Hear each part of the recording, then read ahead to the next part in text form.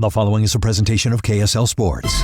First and 12. A total roundup of BYU and Utah football and the expanded Big 12 Conference. Subscribe to the First and 12 podcast. Your hosts are Mitch Harper and Alex Kirry on KSL News Radio.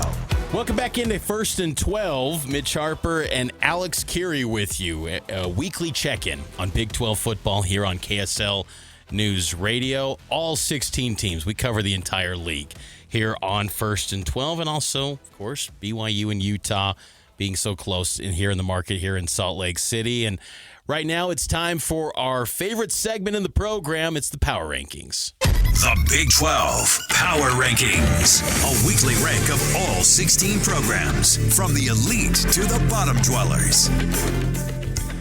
It's our favorite segment, Mitch, when we can fight more about it. Yes. I think that this is the most, like, everybody is notched into their slots, like, exactly where they should be. And that's a function of kind of knowing who these teams are a little bit more, right? I mean, we're going to the week 7 of this thing. Now, it could be totally turned on its head this week, and it likely will, because welcome to the Big 12. We don't know what the heck is going on in this conference half the time. So, look, it could change, but I think we got it this week. And we made a couple, like, slight changes at the very end. And I think that this week, they're exactly where they should be. There's no, like, yeah, but it's even like last week when we were going, yeah, West Virginia's the worst team out there because Oklahoma State played kind of hard this last week. And now they're back to where they should be. You know what I mean? So let's start from the very bottom. We've done the top, start at the top before. Let's start at the bottom. Oklahoma State finds its place rightfully at the very, very bottom. I saw a really sad social media post this week from Mike Gundy's kid, who was like, first week not getting ready for games. It's been last couple weird weeks. And I was like, that poor kid. Now, they're not like an 8-year-old, like, tweeting out. They're in their 20s. But also, your dad did not fall in line with what was going on with college football. He didn't evolve. Come on. You have to evolve or die, and unfortunately, he died in this spot with the job. I felt bad for Mike Gundy's kid for a minute, and yes. then I slid into the DMs and gave him a what for. No, I didn't do that, but I do think, come on. You wonder, too, if it was a way to try to make administrators feel bad. Look what you've done. Look what you've done. The man that built Oklahoma State, and he did. They'll feel bad. Look, I'm sure that, listen, there were personal relationships in there. But I have to imagine that Mike Gundy rubbed people the wrong way for a long time, even when things were good. Well, I mean, even in years, I mean, he was always, you didn't know what you're going to get on a mic with Mike Gundy. You know, like those Big 12 media days since we've been covering the league. He had the day with Ollie Gordon. I mean, we don't have to revisit all that, but it was probably like on the edge of your seat every time he's taking the mic, because what's he going to say? And that works when you're winning, but when you're not winning, you go, do we need to deal with this headache all the time? No, and so, but, you know, I hope Mike Gundy is enjoying some time away. And you know what? I hope he's back in college football. I miss him in the Big 12 because he is great for the sport, but he needed to evolve. Number 15 is West Virginia. Rich Rod, I don't think he's evolved. He's kind of the poor man's Mike Gundy right now. It's like, I'm optimistic about the future for Rich Rod, but it's clearly I know this is a bad term from the Neil Brown days, but it feels like a year zero for West Virginia. Honestly, it does. Yeah, and they're exactly where they should be, right above, just barely above Oklahoma State. Barely. Those guys can hold hands walking off into the bad football sunset.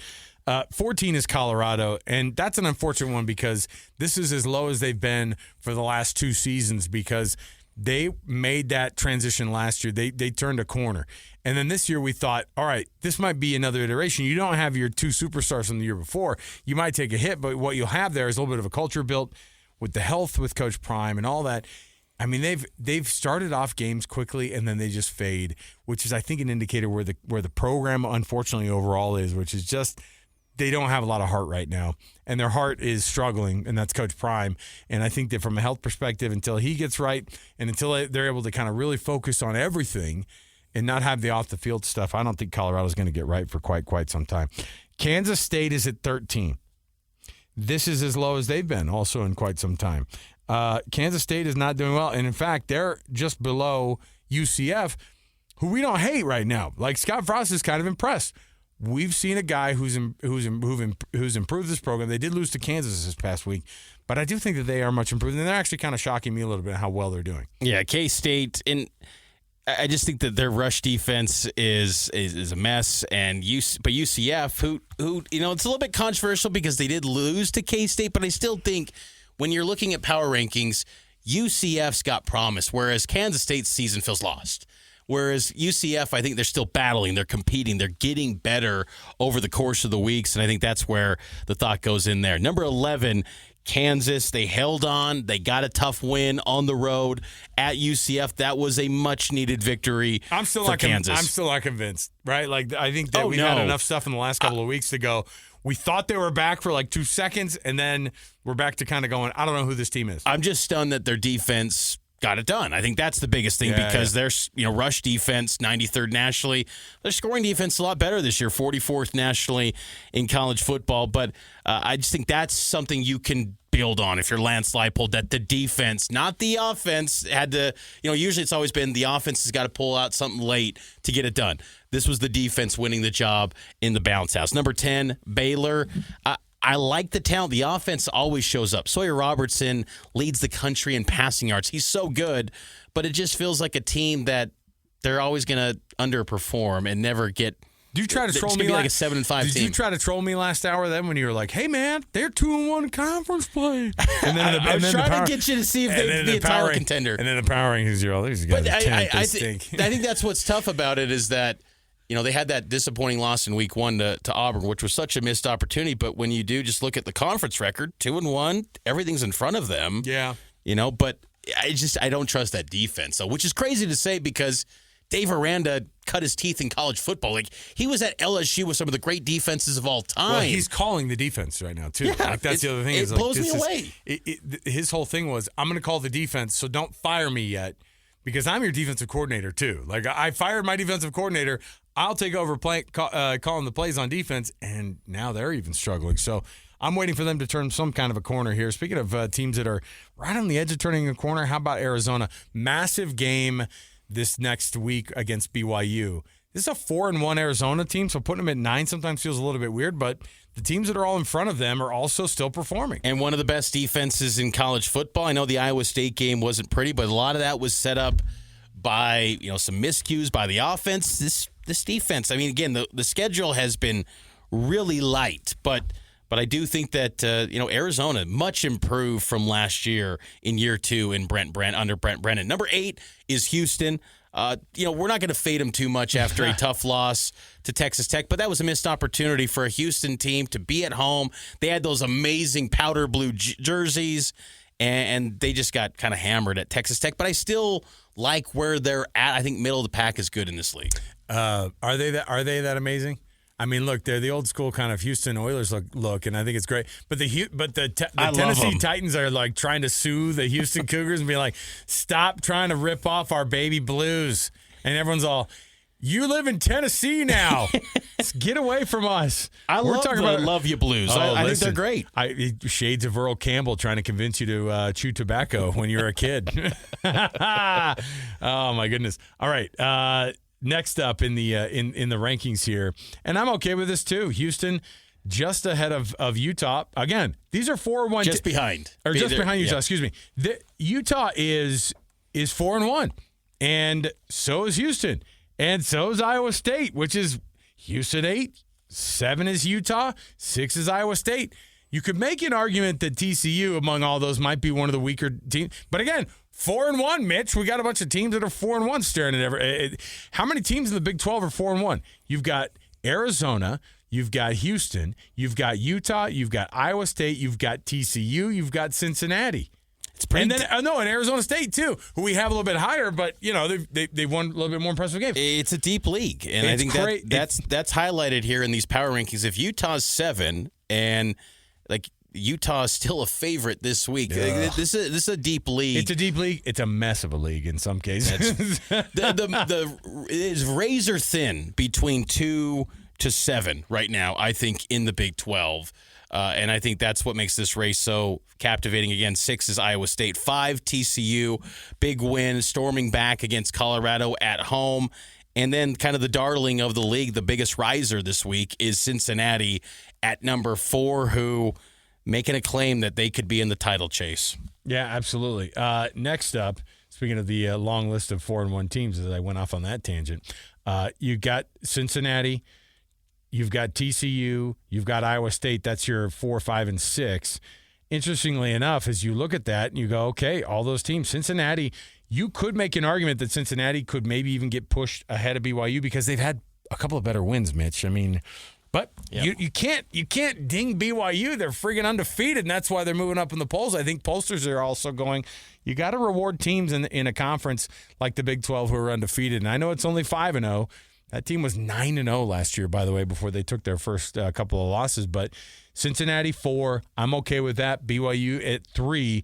You're comfortable putting BYU behind Arizona State, even though Arizona State's got a loss? I am, because Arizona State, I think, is really balanced. And I think that Arizona State, their one loss is on the road, last second, head-scratching decision. I think Arizona State's really good. And I'm okay with Arizona State being slightly above BYU. And I think also Arizona State, they are a really sound football team this year. And I just think that they're tough too, and they're really good in the close games, which is critical in the Big 12. Whereas BYU hasn't had that yet. I know that ASU's got a loss, but I think that loss, I'm willing to. I don't want to say it, but it's not a quality loss. But I'm willing to say, you know what? They've bounced back in an impressive way since that loss. Well, and I think ASU's in a good spot. There's part of me too that goes, I know it was last year, but Arizona State beat BYU last year, and they still kind of feel like they have a little bit of the edge right there. And I also, too, with BYU, I would have comfortably put them at 2 if we knew for sure that Kelly and Glasgow were back in short order. You're going to ding a team for injuries, huh? Even though they those win? Are significant. They are. Kelly and Glasgow, you heard in the broadcast that ESPN announcer Andre Ware, best linebacker tandem in college football. I mean, I'd have to, dive into all the linebacker tandems, but they're dang good. There's not many that are better than those two. And if they're out for any sort of extended period of time, I think that changes BYU's defense a little bit of how high a level of play they've had this season. Finally, comes down to the only team that I think we all know are probably the most deserving of that number 1 spot, which is Texas Tech. I think we all look at Texas Tech and go, hey, man, there's no argument there about who the best team is. I'm sure there's some BYU fans out there going, they're undefeated too. This Texas Tech team is doing different stuff, man. They are at a different level. And Joey McGuire, he's getting a lot of national attention. Everybody's loving what he's doing right now. And you would, the way that they're winning games and the way that they're getting these guys dialed up. Okay, there is your power rankings from the week. Some argument in there, but mostly we agree on how things are supposed to go. Speaking of agreeing how things are supposed to go, we've got a couple of things still coming up. You don't want to miss any part of our working through the slates of the Big 12, and then our predictions on top of all of it. That's all coming up. You don't want to miss any of it. Stay here. It's KSL News Radio. It's It's the Big 12's First and 12. Mitch, Harper, Alex, Kirry. Stay right here. 102.7 FM and 1160 AM. It is KSL News Radio.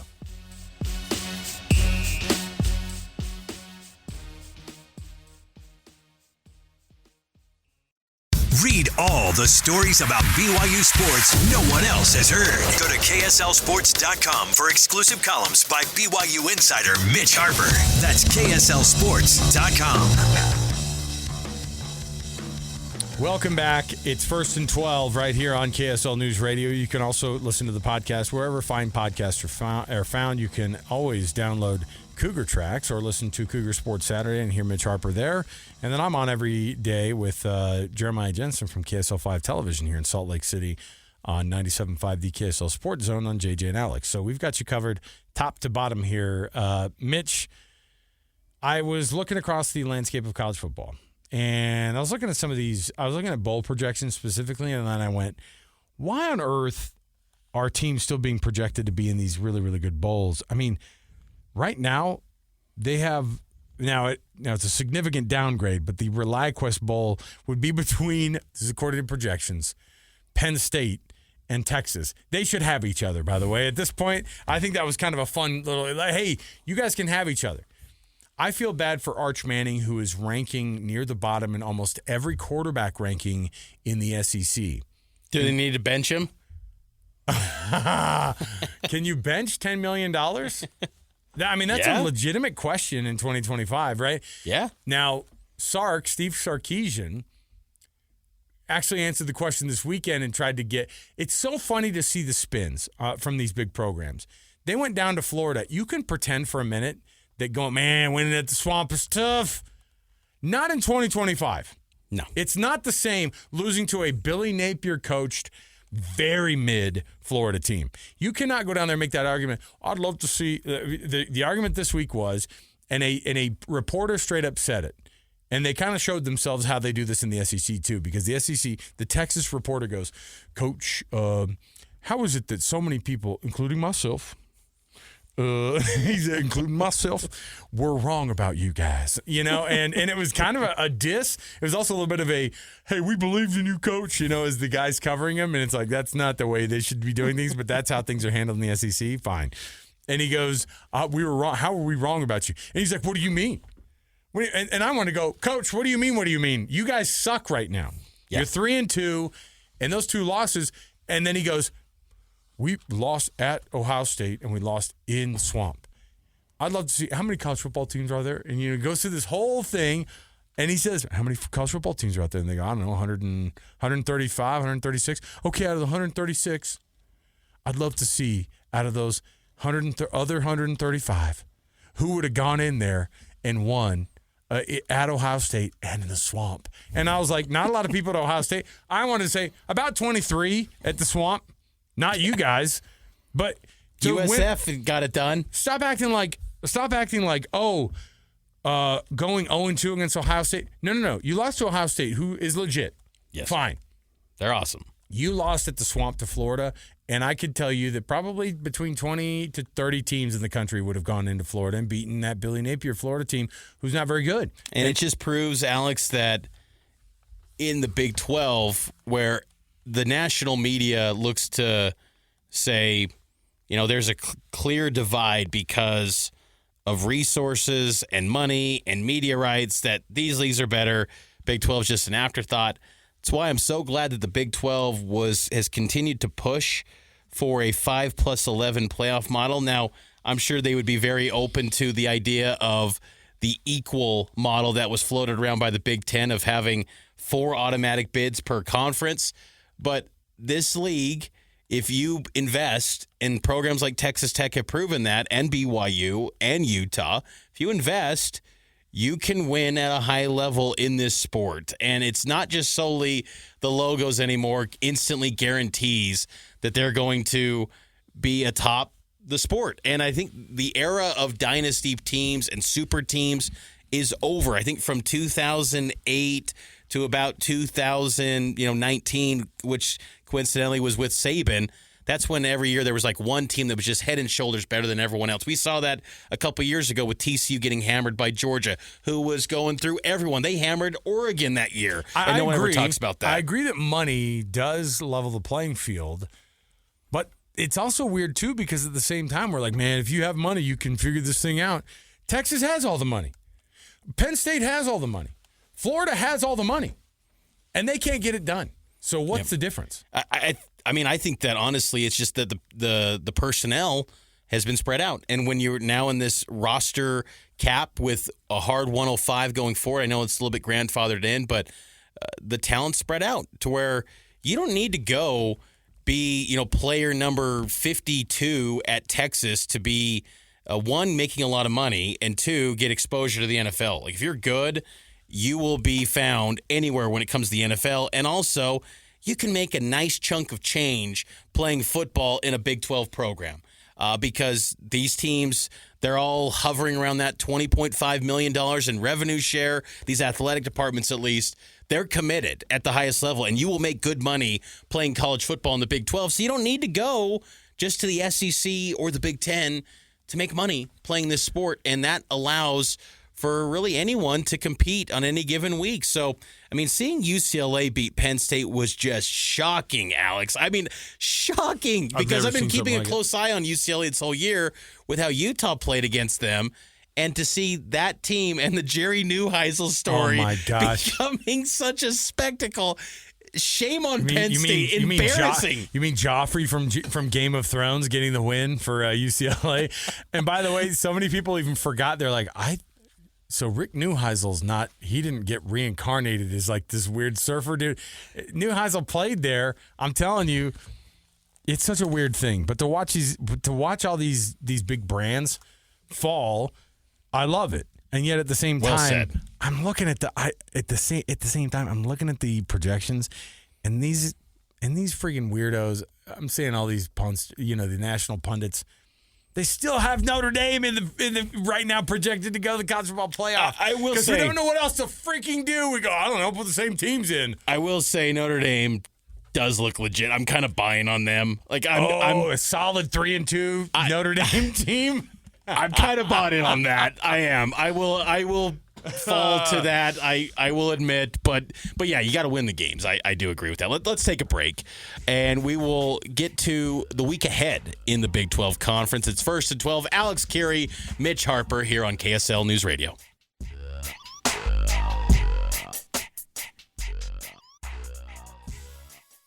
The following is a presentation of KSL Sports.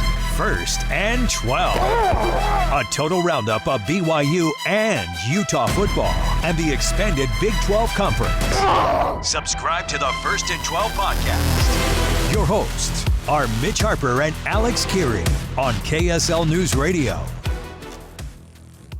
Welcome back, everybody. It's 1st and 12 right here on KSL News Radio. Alex Kirry, Mitch Harper. Our producer is Gustavo Rodriguez, and he does a phenomenal job every week. I did read this. I had to bring something up before we get into I was just looking at a headline, and I wanted to be like, hey, welcome to hell, you guys, because SEC football lacks a bully. Blame the NIL and transfer portals. And I wanted to go, boo-hoo, SEC. This is where all the rest of the people live in college football. Oh, they need a bully in the SEC. Really? That's what everybody else has been saying. But more importantly, when you don't have a bully, looks like you're like everybody else. And when you do have a bully, suddenly you're a really, really good conference. I don't get it. Which one is it? And I love we're spread across the conference talent-wise. Come on. This is what all of us are dealing with. I love that the fact that maybe the bully's Texas A&M. And I know no Big 12 fan wants to hear that, but maybe they're the bully this year. But again, it goes back to the issues in college football where our minds, we go to this historical just biases, and we go, there's no way that Texas A&M could be the bully because they've always been terrible since the 40s. They've never won anything. How could they be the bully? It's like, maybe you do have a bully. It's just not your typical SEC bully that you've grown accustomed to with Bama, with LSU. Maybe it's Texas A&M. Maybe in the Big 10, it's Indiana. Maybe in the Big 12, it's Cincinnati. That's what I think were some of the issues for the media, where they can't just embrace the idea, hey, maybe just this 1 year. And it might not be a long-lasting dynasty. I don't think many programs are ever going to have dynasties anymore that are just consistently annual, world beaters. But maybe for that 1 year, that team is the bully, and they're awesome, and just embrace it and enjoy the ride. But the problem is that we have preseason rankings. We have these preseason expectations that get placed on teams, and then that becomes the narrative really until about week 8 or 9.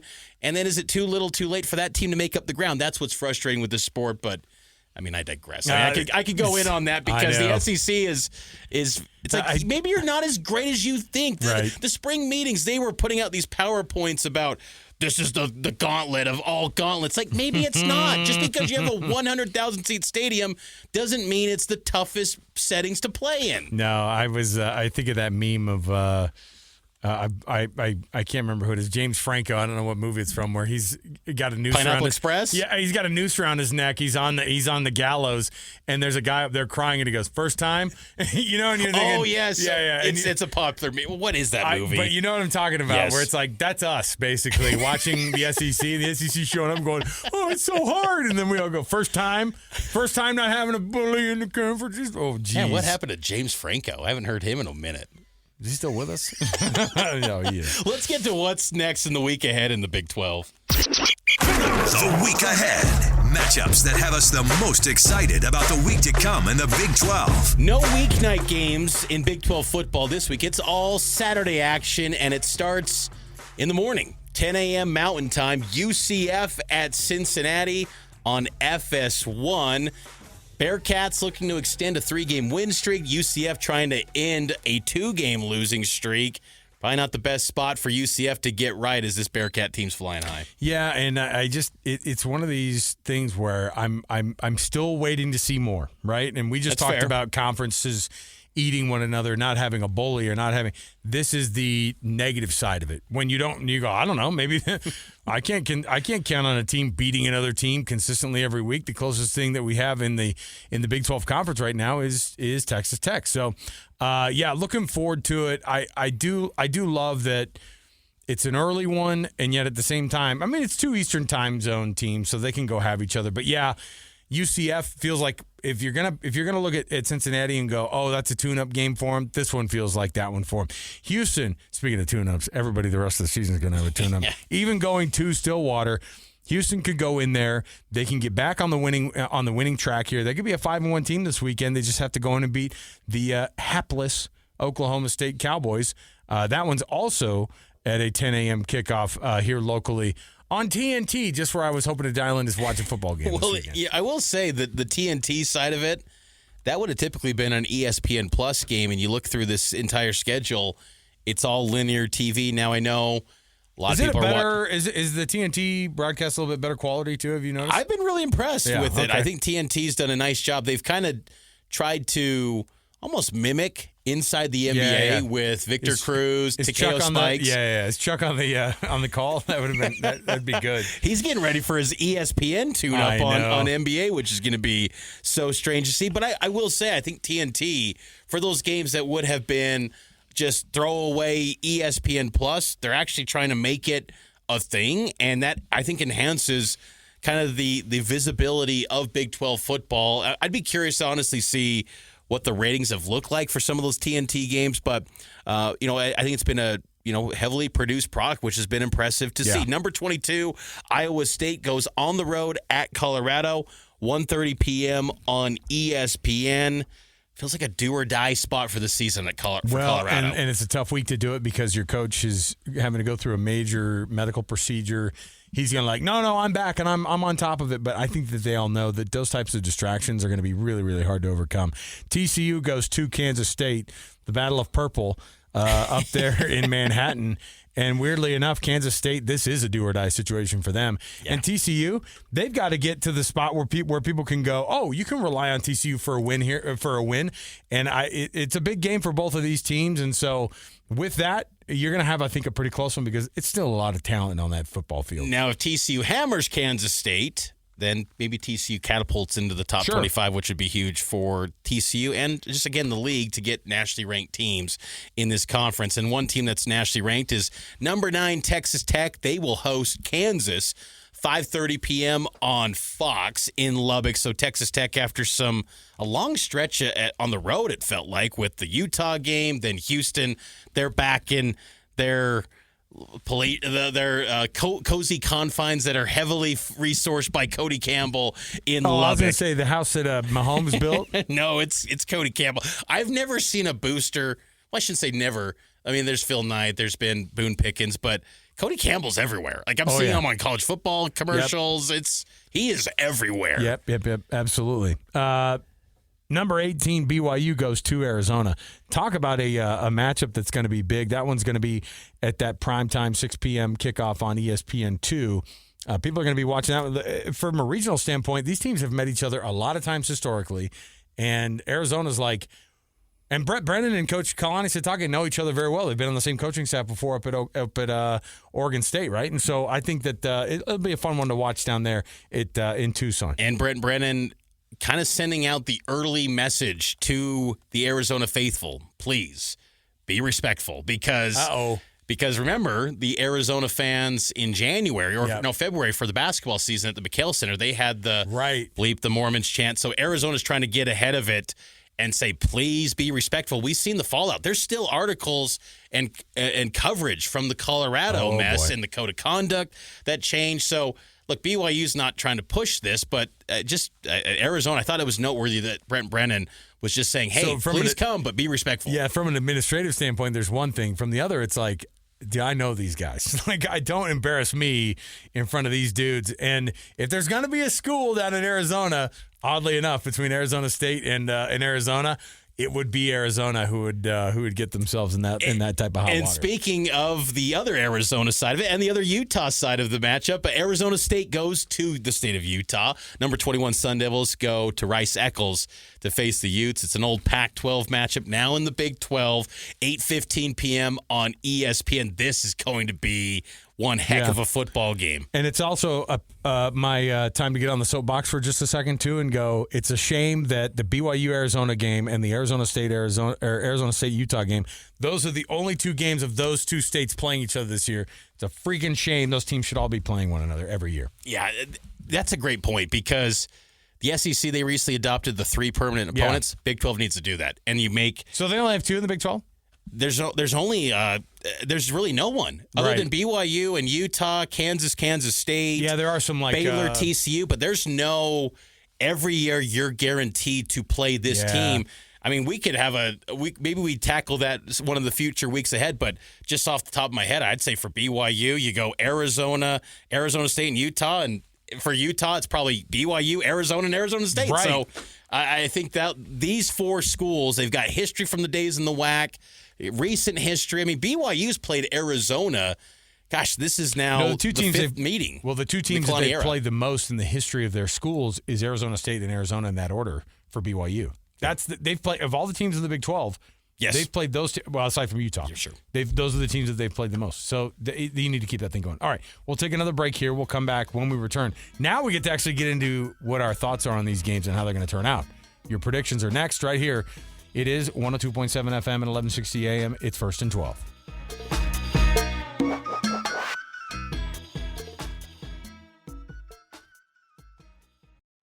Today's just the start of the Big 12 and Power 5 talk to come. Listen to JJ and Alex Monday on your drive home. Afternoons from 3 to 6 on 97.5, the KSL Sports Zone.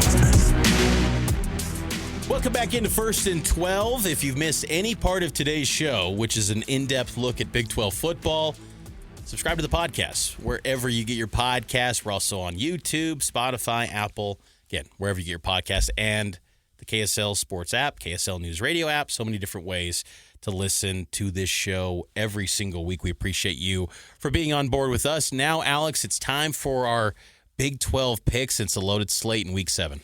Yeah, and actually, when we start looking at next week's show already, I start to go, okay, which one of these is going to end up being our game of the week? Because there are actually some pretty darn good matchups. It's easy for us to say some of these ones toward the end of our predictions, which are the end of Saturday, could be in those. But right off the bat, you've got one of your better teams in Cincinnati, and who could prove themselves here. I have no doubt that UCF going to Nippert Stadium, Cincinnati, you can't get good and then suddenly start to forget yourself. You are this far removed, an inch removed from not being good anymore, and now you're like kind of good. And the only way you stay at that is by not taking any opponent for granted. And UCF, say what you will about them. Scott Frost, definitely overperforming a little bit in this year 1, but they're no world beater. They're coming to your stadium. Just do the beat down that you did in the first half. Don't fall flat in the first half. Show up and punch UCF in the mouth. You should have no problem. I'm going to go Cincinnati on this one. Me too. I'm going to go with Cincinnati. These were some games that were always back and forth in the American when these two teams before they joined the Big 12. But I just don't think UCF can win on the road at Cincinnati. And with how well Brandon Sorsby's playing, I just don't see that happening. I'm going to go with the Bearcats. How about Houston at Oklahoma State? I think this one's easy. I'm not going to overthink too much. Houston. I don't think there's a team the rest of the season on the schedule in the Big 12 that I could, in good faith, say Oklahoma State could win that football game and not die laughing. I think Oklahoma State's going to lose the rest of the season all the way through. So Houston for me as well. When we do this show next year in 2026, I have a feeling we're still going to be saying, "Hey, Oklahoma State's last Big 12 win was that rainy game against BYU in 2023. It's been that long since they won a Big 12 game. It's not going to end against Houston. Iowa State at Colorado. I'm going with the Cyclones. I want to think that Colorado's going to show up and go and do the whole win one for the Gipper for Coach Prime. But the thing is that I think there's too much going on off the field for them to get right on the field. And so in these last couple of games, they've had massive tests against two really good teams in BYU and TCU. They showed up early and then just fell off. I bet this week you could see them just not even showing up at the early part of this thing. So I'm going to also go Iowa State. TCU going to Kansas State. I want to say Kansas State's going to fight. I cannot say that they're there yet. They've lost every test that they've had this year. They've basically lost. And I think even playing at home, I think TCU is going to start getting some momentum here. The battle of the quarterbacks between Josh Hoover and Avery Johnson, I'm going to say Josh Hoover wins this one, and I see TCU wins this one as well. Yeah, TCU, I have them winning this game. Josh Hoover has 57 touchdown passes in 24 starts. Man, he puts up numbers whenever he is in a game. I'm going to go with TCU to win this all-purple clash in the Little Apple on Saturday. Kansas at Texas Tech. I think it's business as usual for Tech. I think they win, but I will also add I think they win big. I think this could be maybe 2 or 3 touchdowns and make another statement that Texas Tech should not be taken lightly, and they need to be higher in these national rankings. I think Red Raiders big. Kansas is not at the low point that they were last year at this point, but they also became world beaters around this time. They started to figure themselves out. They started ruining everybody's season. They started ruining everybody's season. Everybody was 7-2 at the end of this thing because of Kansas. I don't think that that's going to start up this week. I don't think that you can go in to Lubbock and get it done yet. I do think Kansas will put up a fight. I don't think it's going to be this weekend. I think we'll be surprised by how close it ends up being, but I do think Texas Tech wins this one. BYU goes down to Arizona. You think BYU continues their undefeated ways here and stays blemish-free here, going down to Tucson? I do. I think this is going to be a tough game. Aaron Roderick said this week that BYU offensive coordinator that this will be the toughest stretch in the history of BYU football, 6-game stretch, and I agree with that. And it starts with Arizona. I think this could be maybe a low-scoring game potentially. I think BYU wins, though. I think this will be a really entertaining football game, but BYU comes out on top. I'll say that the turnovers are the difference here for BYU, and they win a close one. I'm going to say BYU wins as well, but let me say this. When that defense was without Jack Kelly, the second half defense to me, and it wasn't just when the guys came in at the very, very end. There were some tough moments that they stood up. The mistakes that were made on both offense and defense last week were disheartening. The 10 penalties at home, a lot of them pre-snap, really dumb. I hope they get that stuff fixed. Otherwise, it's going to be a mess, and they will lose that football game. But I do think they correct some of those things. I think the defense is just good enough to make sure that that Noah Fafita stays in check. I'm going to say BYU ekes that one out down at Tucson. I don't think Arizona's there yet of being a team who's figured it all out. Arizona State goes to Utah. Who do you have in this one up at Rice-Eccles Stadium, Mitch? I'm going to go with Arizona State to win in an upset. Even though Arizona State's the higher-ranked team, Utah is the favorite. Are they really? Yeah, Utah is the favorite by about 4 points. So that's actually quite wild. It is. And, Arizona State's rush defense is sound. If they can limit, Utah's ground attack, I think Arizona State comes away and wins this one. They've been really good in one-score games. Or since last season, they're 8-3 in one-score games since last year. This is going to come down to the wire, but I think ASU comes out on top. And I think also in a battle, too, where Dampier is a really good quarterback, it's one of the matchups where he's going to be maybe not the best quarterback in the game. I think Leavitt's the better quarterback here, and I think that's the difference, too. I'm going to go with the Sun Devils. Weirdly, I think that Sam Leavitt actually gets still kind of just, well, you were good because of Cam Scattaboo, right? There's still a little bit of that's left over. And I'm like, this guy finds Jordan Tyson on the field wherever. And those two guys beat Utah by themselves last year, basically. And their passing offense is not great this year. I mean, the numbers are very pedestrian, but I still think these are the spots where, Leavitt's experience, that's going to shine through in a spot like I think Utah gets right at home. Okay. I think that Kyle Whittingham goes, enough of this garbage. We're not doing this. We're going to get right.